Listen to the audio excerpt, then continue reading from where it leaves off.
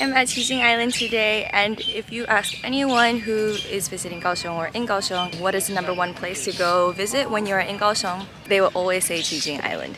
And so the way to get here is through ferry. If you have a bike, you can ride it onto the ferry. It will just be an extra, I believe, 20 NT. But you can also rent bikes when you get to the island. I decided to get a U-bike before coming, and then I'm going to cycle around the island. It's not very big. There is a beach.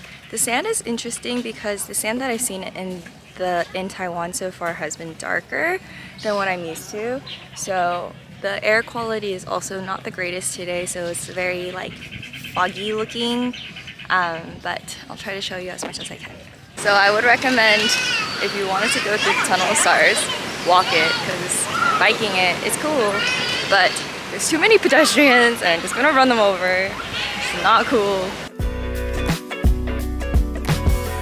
Under the heat, I'm half awake. I've been hung up on yesterday. This is when I wish I had a GoPro, because yeah, I can't really capture the scene while riding a bike.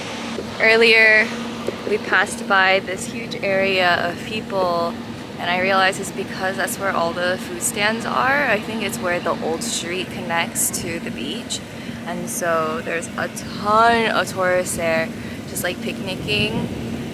So riding through was kind of stressful because people were just like standing in the bike lane.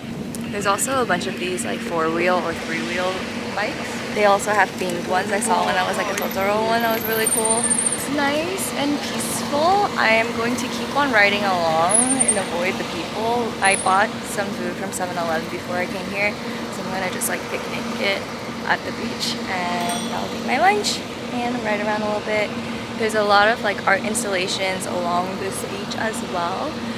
There's one that's really famous. It's called like the Rainbow Church. So I think that's like towards the end of the beach, so we're gonna go there and then probably head on back, because today we're heading off to Taiwan, but I wanted to do this must-do thing in Kaohsiung and show it to you guys. There are a few other things that I did in the last few days in Kaohsiung, and I will talk about them later on in the video, so be sure to stick around to the end. We'll keep on pushing anyways. I don't know where I'm going. 2 days, one big commotion. I'm being carried by the wake. So hold me like an ocean. I need your soothing motion. Please help me take the pain away. Yeah.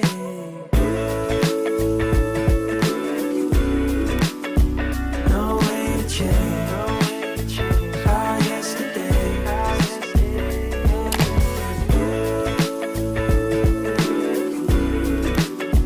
No way to change our yesterday.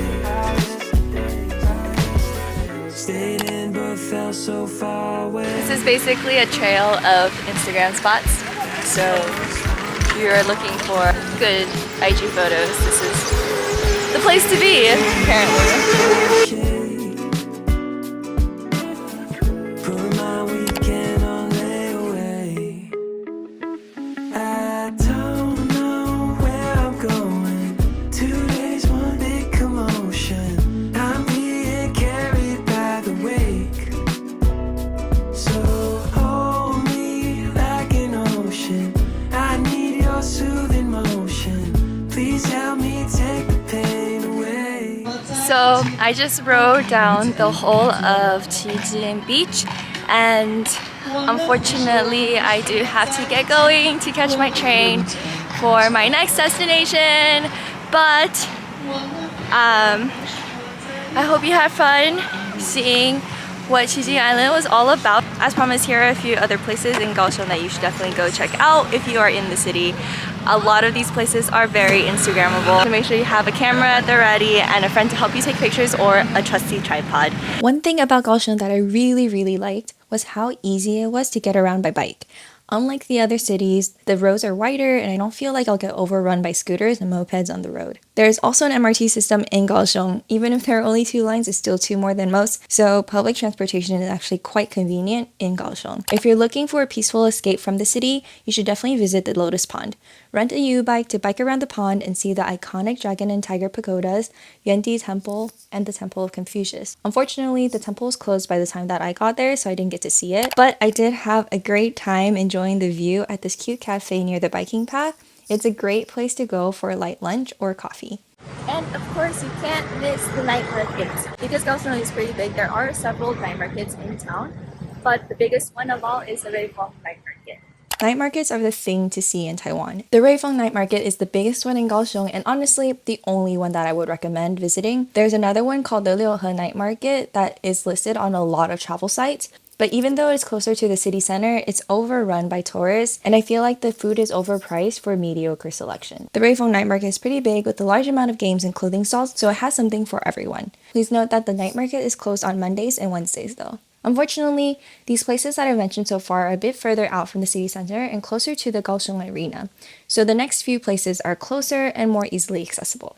If you're into shopping, there's the Houyi shopping district, which is a wholesale marketplace similar to Wufenpu in Taipei. It's just a few blocks away from the Kaohsiung train station, and the main street is designated with hanging umbrellas so you can't miss it. If temples are your thing and you don't want to trek out to Foguanshan or the Temple of Confucius, there is the Sanfong Temple right in the middle of the city. It is known for its many red lanterns and is so pretty. It's a sight to see during daytime and nighttime alike. If you use the MRT at all, you can't miss the Dome of Lights. The light art installation is literally a landmark at the Formosa Boulevard station, which is where the 2 MRT lines cross. There's also a light show at 11 a.m., 3 p.m., and 8 p.m. Lastly, the second most recommended place to see in Kaohsiung that I got when I visited was the Pier2 Art Center. Next to the waters, this warehouse district is remodeled as an arts district with a ton of outdoor sculptures and rotating exhibitions. If you visit on a weekend, you might even see some flea markets.